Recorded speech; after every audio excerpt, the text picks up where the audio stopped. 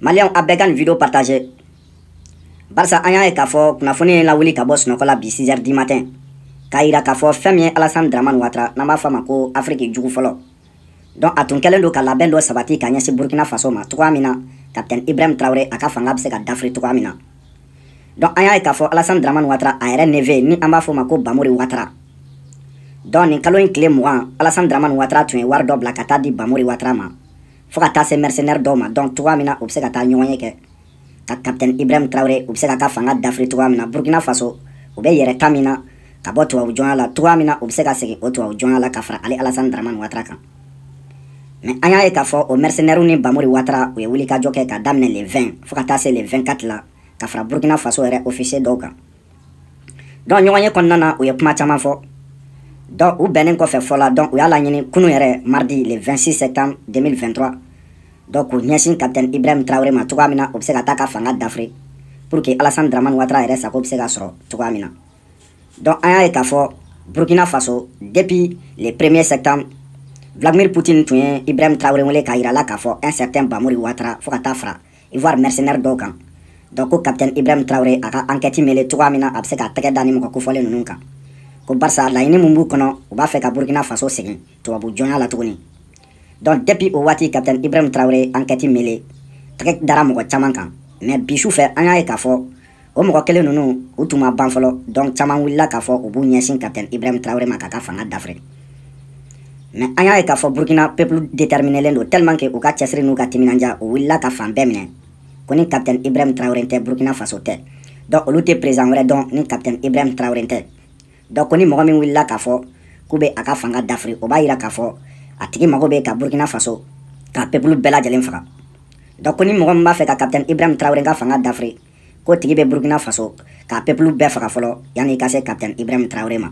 Ko barisa ko ni ko bi Burkina Faso ko Capitaine Ibrahim Traoré don. Donc ko olu bɛ mɔgɔ kɔ mɔgɔ min nana u ka faso jɔ k'olu tɛ mɔgɔ kɔ mɔgɔ min bɛ n'u segin tubabu jɔnya la. Donc k'olu b'a préféré Capitaine Ibrahim Traoré n'u bɛna fɔ k'u bɛna ka fanga dafiri u ka olu faga fɔlɔ donc ni olu banna u ka sɔrɔ ka taa Capitaine Ibrahim Traoré ka fanga dafiri. Malien an y'a ye k'a fɔ fɛn min ye Vladimir Poutine ye a ye laɲini caman kɛ k'a ɲɛsin Mali Burkina Faso Niger ma barisa a ye enquête caman k'a ye recherche caman donc ka fɛn caman di an ma cogoya min na an bɛ se k'an yɛrɛ tanga ka bɔ jugu ma cogoya min na. Donc Burkina Faso u y'a yira k'a fɔ fɛn min ye Alassane Dramane Ouattara donc a bɛ baara jugu min na k'a ɲɛsin a yɛrɛ balimaw ma donc ko a laban a bɛ kari a yɛrɛ ka dingɛ senenw kɔnɔ ko Alassane Dramane Ouattara yɛrɛ a ka fanga ani banni cɛ man jan tuguni. Malien Burkinabé fo ka taa se Nigériens ma a bɛɛ ka nin vidéo partagé barisa an y'a ye k'a fɔ janfa min tun labɛnnen don Capitaine Ibrahim Traoré kama kunun mardi n'o bɛnna septembre kalo tile 26 san 2000 ani san 23 k'a daminɛ 22h la fo ka taa bila 0h la. Donc an y'a ye k'a fɔ Alassane Dramane Ouattara Afrique jugu fɔlɔ a tun ye janfa dɔ ta k'a ɲɛsin Capitaine Ibrahim Traoré ma. Donc Malien yanni n ka da don nouvelle la a ye vidéo partagé a ka kɛri caya yanni jugu ka taa n ka vidéo bɔ yen. Malien an y'a ye k'a fɔ kunun mardi Alassane Dramane Ouattara min tɛmɛna ani Emmanuel Macron ni ɲɔgɔn cɛ comme an y'a ye k'a fɔ janfa minnu tun bɛ labɛn Afrique kama Emmanuel Macron près de tun bɛ janfa ninnu labɛn ka sɔrɔ ka Alassane Dramane Ouattara wele. Mais janfa min tun labɛnnen don Capitaine Ibrahim Traoré kama kunun an y'a ye k'a fɔ Alassane Dramane Ouattara ale près de Emmanuel Macron wele k'a yira la k'a fɔ fɛn min ye Faransi sɔrɔdasiw minnu bɛ Niger dugukolo sanfɛ ni u yɛrɛ bolo ko sɔrɔdasiw don alors que mercenaires don k'u ka fɛɛrɛ na sugu bɛɛ tigɛ pour que sɔrɔdasiw ninnu u kana se ka bɔ nin jamana saba kɔnɔ cogoya min na. Ko barisa ko Emmanuel Macron k'a dɔn k'a fɔ ko ni sɔrɔdasiw ninnu bɔra Niger ko nin jamana saba tun ye alliance min ta u ni ɲɔgɔn cɛ ka alliance siɲɛ n'an b'a fɔ o ma ko AES k'a bɛna fangaba sɔrɔ ko a bɛna kɛ sababu ye CEDEAO yɛrɛ bɛ ci ko a bɛna kɛ sababu ye CFA bɛ bin ko ni CFA binna ko b'a yira k'a fɔ olu hali saya ka wusa u ma ni ɲɛnamaya ko barisa u bɛna appauvrir fɔ diɲɛ bɛɛ bɛ yɛlɛ u la k'u kɛ bolokɔniden tamasire. Donc o de la après la ka Emmanuel Macron wele ka nin proposition kɛ Emmanuel Macron ye pour que u bɛ se ka Capitaine Ibrahim Traoré u bɛ se k'a ka fanga dafiri cogoya min na o de la u tun ye nin baara ninnu boloda. Donc u y'a yira k'a fɔ fɛn min ye Faransi mercenaires minnu bɛ Niger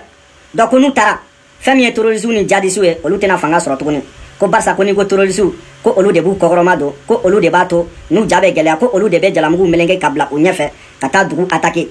ko donc ko ni olu bɔra Niger kɔnɔ ni olu bɔra Mali kɔnɔ ni olu bɔra Burkina Faso kɔnɔ donc ko b'a yira k'a fɔ u tɛgɛ kora ka bɔ a bɛɛ la. Donc o de la a tun ye nin janfa labɛn a yɛrɛ neveu n'an b'a fɔ o ma ko Bamori Ouattara donc ka wari di o ma k'a financer matériellement et financièrement donc ka fara jugu tɔw kan cogoya min na u bɛ se ka Capitaine Ibrahim Traoré ka fanga u bɛ se k'a labin cogoya min na. mais an y'a ye k'a fɔ a ko ma kɛ basi ye ni a na dɛsɛra burkinabe u wulila k'u jɔ fan bɛɛ fɛ fɛn min ye an filɛ waati min na comme ça donc an y'a ye k'a fɔ Bamuri yɛrɛ a bɛ Burkina Faso a bɛ finitigilakaw ka bolo kan fɛn min ye a tɔ ninnu a fasodenjugu tɔ ninnu a bɛɛ lajɛlen b'u ka bolo kan fɛn min ye fɛn Bamuri yɛrɛ a ka mobili n'a ka fɛnw donc Burkina Faso peuple kɛlen don k'a bɛɛ saisi ko ni Ibrahim Traoré tɛ ko Burkina Faso tɛ olu yɛrɛ fɛnɛ tɛ donc maliyɛnw bɛɛ lajɛlen jɔlen don a jɔyɔrɔ la ko donc ko ni Alassane Dramane Ouattara ko n'a ma sabali k'u bɛ taa mercenaires former ka taa bila a ka jamana kɔnɔ u tɛ mɔgɔ bɔ mɔgɔ la